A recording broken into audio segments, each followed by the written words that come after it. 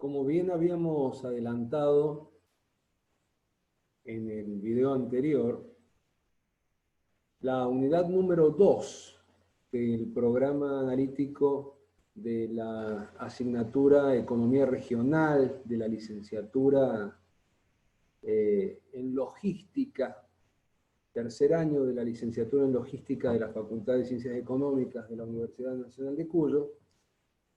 La íbamos a desarrollar por su extensión en dos partes, en dos videos. Bien. Vamos a desarrollar ahora la segunda parte, que hemos indicado como la parte B,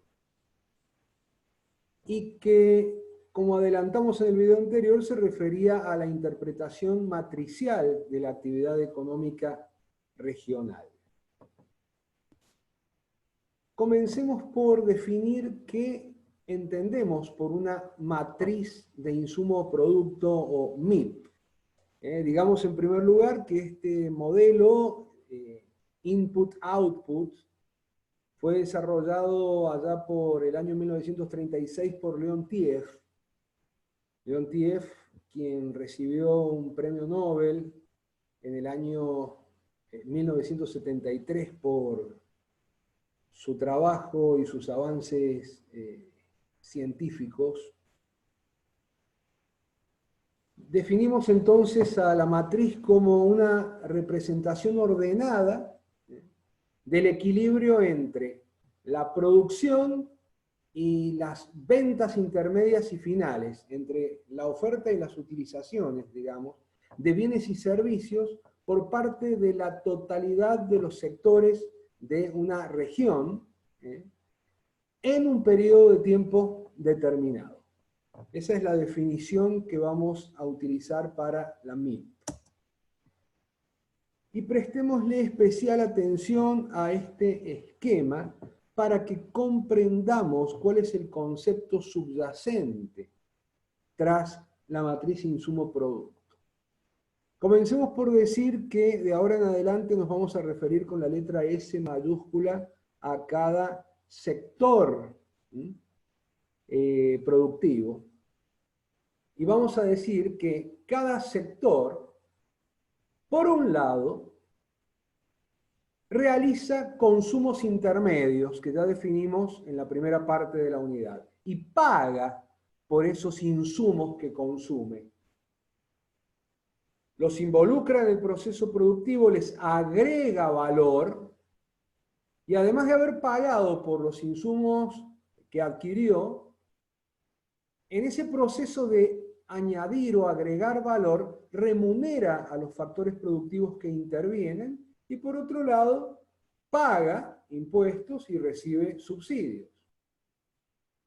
Como resultado de ese proceso, produce bienes, pero produce bienes intermedios y finales. Recordemos que estamos considerando un análisis a nivel agregado, entonces habrá empresas que producirán bienes intermedios, es decir, bienes que todavía necesitan ser transformados por otras empresas para transformarse en bienes finales, y habrá otras empresas que producen bienes finales, ¿sí? La suma del valor de esa producción de bienes y de servicios constituye el valor bruto de la producción que definimos en la primera parte de la unidad, ¿bien? Y constituye el ingreso total de quienes vendieron esa producción de bienes y de servicios. Por otro lado, están quienes compran esos bienes y servicios. Es decir, que gastan en la adquisición de bienes intermedios y de bienes finales. Lo importante es que el total de gastos necesariamente debe coincidir con el total de ingresos de quienes vendieron. Los gastos de quienes compraron deben ser equivalentes a los ingresos de quienes vendieron.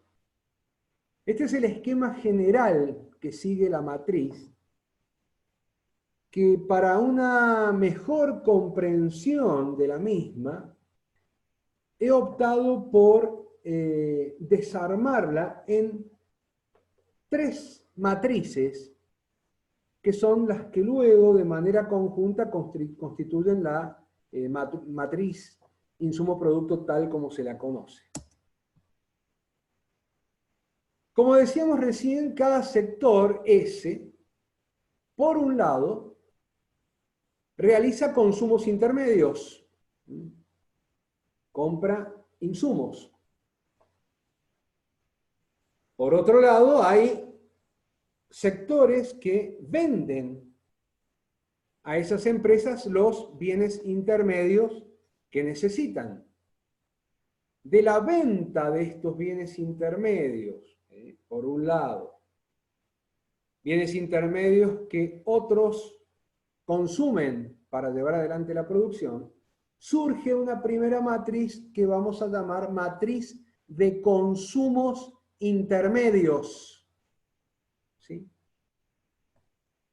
Esa matriz va a tener en las filas las compras, los consumos intermedios de los distintos sectores.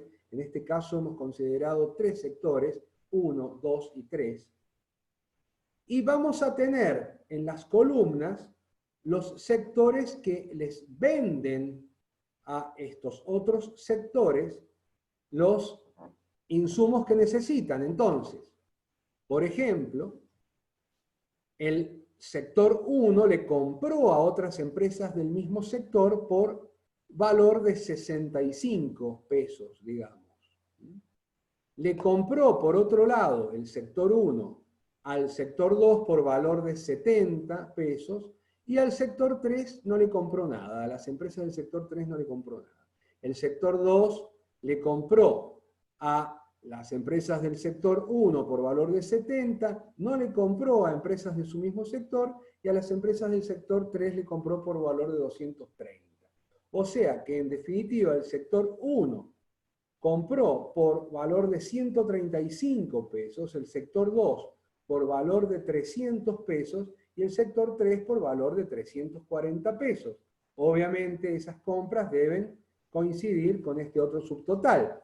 Si sumamos las compras de estos tres sectores, arrojan estos 775 pesos de compras y ventas en concepto de consumos intermedios.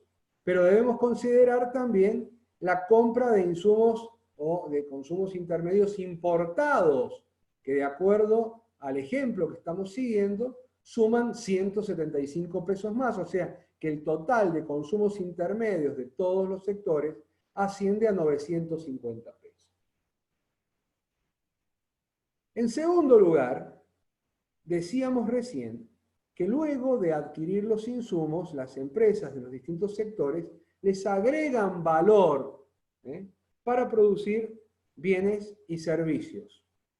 Es decir, que esta agregación de valor da lugar a una segunda matriz que vamos a llamar justamente matriz de valor agregado.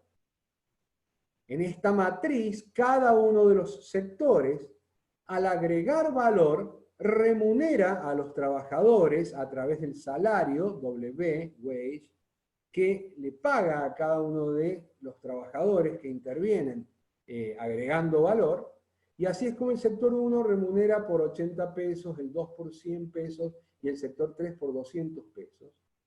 Y además, cada sector agrega valor que vamos a medir a través de lo que vamos a llamar el excedente bruto de explotación, que no va a ser otra cosa más que la remuneración al capital más las inversiones que se realicen en reposición. Es decir, que va a incluir las depreciaciones. Este excedente bruto de explotación de cada uno de los sectores se incluye en esta segunda fila. Además, en esta agregación de valor tenemos que considerar que se pagan impuestos, se cobran subsidios y el neto son estos resultados que indicamos en la tercera fila. El total del valor agregado por cada uno de los sectores se indica con negritas en la última fila, 235, 350 y 445 pesos. Bien. Por otro lado, no solo se han producido y vendido bienes intermedios, se les ha agregado valor y por lo tanto se han producido y vendido bienes finales, sino que además estos bienes finales van a ser adquiridos por alguien. Es así como surge una tercera matriz, que es la que vamos a llamar la matriz de demanda final. Entonces acá tenemos nuevamente los sectores y tenemos las ventas finales que realiza cada uno de esos sectores a los distintos componentes de la demanda agregada que conocemos de introducción a la economía, cuando vimos macroeconomía, familias a través del consumo de las familias, las compras de las empresas, inversión, el gasto del Estado, las compras de los extranjeros o exportaciones, y están implícitas dentro de estas compras de las familias, de las empresas y del gobierno también las adquisiciones de bienes y servicios importados. Le agregamos acá también la variación en existencias que ya definimos en la primera parte de esta unidad y que puede resultar en una acumulación de existencias si el número es positivo o en una desacumulación de existencias si el número es negativo. Bien, entonces, quedan definidas las tres matrices en las que hemos desarmado nuestra matriz de insumo-producto. ¿Qué vamos a hacer ahora? Vamos a comenzar a agregar, a incorporar estas matrices de a poco, de manera tal que resulte más sencilla la interpretación de la matriz en su conjunto. Comencemos por juntar, agregar, incorporar dos matrices. La matriz de ventas intermedias y la matriz de ventas finales. Vamos a la diapositiva anterior y lo que estamos por hacer es agregar esta primera matriz con la tercera matriz. Entonces, ¿qué podemos observar? Podemos observar que el subtotal de consumos intermedios, subtotal porque todavía no hemos considerado las importaciones, representa 775 pesos. Si le agregamos las compras importadas, el total de consumos intermedios asciende a 950 pesos. Bien, estos 950 pesos son los que vamos a tener en cuenta al realizar esta sumatoria aquí abajo. Bien.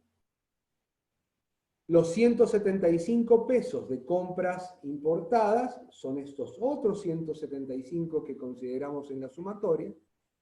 Y veamos de dónde surgen estos 1.205 pesos que agregamos también en esta ecuación. Estos 1.250 pesos no son más que la suma de los subtotales de las ventas finales de cada uno de los sectores, sector 1, sector 2 y sector 3, a familias, empresas, gobierno, extranjeros, más variación de existencias. Entonces, estas ventas finales, esta demanda final de 260 pesos del sector 1, más estos 450 pesos del sector 2, más estos 495 pesos del sector 3, suman estos 1.205 pesos que aquí hemos incorporado. O sea que la suma de los consumos intermedios, el subtotal de consumos intermedios, el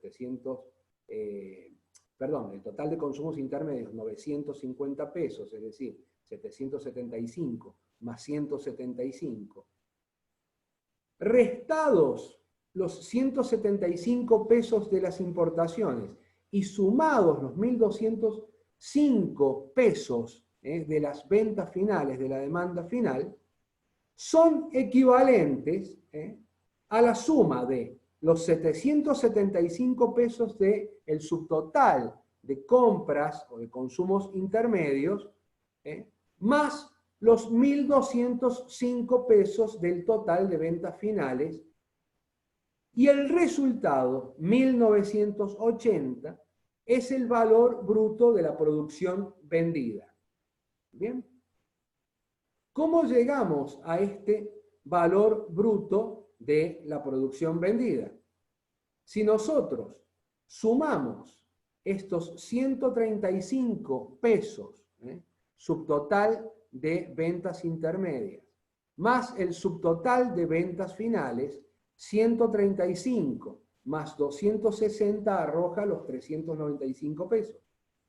Si para el sector 2 sumamos 300 más 450, tenemos 750 pesos del sector 2, y 340 más 495 resulta en los 835 pesos del total del sector 3. Si agregamos estos tres resultados, el valor bruto de la producción resulta en 1.980 pesos. Juntemos ahora otras dos matrices, la matriz de ventas intermedias y la matriz de valor agregado. Si volvemos 2 diapositivas hacia atrás, tenemos la matriz de valor agregado de color verde con la matriz de ventas intermedias. Estas dos, la de color azul y la de valor verde, son las que estamos juntando ahora. ¿Qué podemos decir cuando juntamos estas dos matrices? Podemos decir que si recordamos que el valor agregado bruto es igual al valor bruto de producción neto o restados los consumos intermedios, ¿sí?, podemos inferir entonces que el valor bruto de la producción va a ser igual a la suma del valor agregado bruto más los consumos intermedios. O sea que los 950 pesos que arrojaba el total de consumos intermedios, 950 pesos, sumados a los 1.030 pesos que arroja el total del valor agregado, resulta otra vez en 1.980 pesos, que coinciden con el valor bruto de la producción de la diapositiva anterior.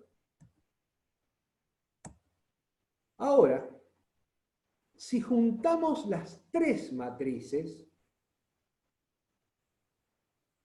si juntamos nuestra matriz de consumos intermedios con la matriz de valor agregado más la matriz de demanda final, podemos observar la coincidencia que recién indicábamos entre los valores brutos de producción, ¿sí?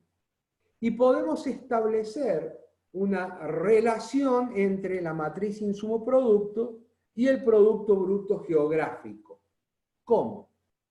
Sabemos que, otra vez, el valor agregado bruto es igual al valor bruto de producción menos el total de consumos intermedios. Es decir, que estos 1.980 pesos netos o restados estos 950 pesos, arroja por resultado 1.030 pesos. El valor agregado bruto es de 1.030 pesos. El valor de nuestra producción es de 1.030 pesos. Si por otro lado sumamos los valores agregados, esto es, si sumamos los 235 pesos que agregó de valor el sector 1, más los 350 pesos que agregó de valor el sector 2, más los 445 pesos que agregó de valor el sector 3, obtenemos como resultado nuevamente 1.030 pesos, que era el valor agregado bruto que habíamos conseguido recién. Si además hacemos la diferencia entre el resultado de la demanda final o nuestras ventas finales, 1.205, y el valor de los consumos intermedios importados, 175 pesos, volvemos a llegar al mismo resultado, 1.030, que es la sumatoria de los valores agregados por todos los sectores. De esta manera establecemos entonces la relación entre la matriz insumo-producto y el Producto Bruto Geográfico que desarrollamos en la primera parte de esta unidad en el video anterior. ¿Cuáles son las principales utilidades de la matriz insumo-producto? Bueno, en primer lugar, nos brinda muchísima información respecto de la interrelación que hay entre los sectores de la economía. Y además nos permite observar cuál es la importancia relativa dentro del total de cada uno de esos sectores. Si realizáramos un análisis un poco más profundo, aplicando álgebra matricial, no viene al caso que lo hagamos para este curso, podríamos obtener como resultado de esa álgebra matricial otras matrices que se llaman de coeficientes de requerimientos técnicos directos e indirectos, y estas matrices nos permitirían evaluar los resultados de aplicar políticas económicas o de provocar variaciones en la demanda final. Entonces, podríamos ver cómo variaría la producción de todos los sectores y por otro lado, podríamos ver también cuáles son las variaciones en el empleo y en los requerimientos de empleo. Entonces, noten ustedes la importancia de poder contar con una matriz de insumo-producto, pero adviertan también la complejidad de su desarrollo, dada la enorme cantidad de sectores que involucra una economía. Entonces nos encontramos con limitaciones para la matriz insumo-producto. Se vuelve difícil conseguir los datos, y si los conseguimos se vuelve difícil desagregarlos. Y por otro lado, resulta todo un inconveniente el que no se pueda discernir entre las producciones de diferentes regiones de un mismo territorio, porque no hay registro acerca de las transacciones que se realizan entre los residentes de diferentes regiones de un mismo territorio. Dicho de otra manera, no hay aduanas entre las provincias que permitan justamente realizar esta diferenciación. No obstante, como herramienta, hay que destacar la importancia que tendría contar con este tipo de información, ¿sí? Y por otro lado, las limitaciones nos estarían dando la pauta de cuáles serían las medidas que deberían tomarse para poder obtener información más detallada y poder proceder en algún momento a completar una matriz de insumo-producto. Las referencias bibliográficas, tanto para la primera parte de esta unidad como para la segunda, para los dos videos que hemos desarrollado, son las que se indican en el programa analítico de estudios. Les agradezco mucho por su atención y será hasta el próximo video con la próxima clase para esta materia, Economía Regional de tercer año de la licenciatura en Logística.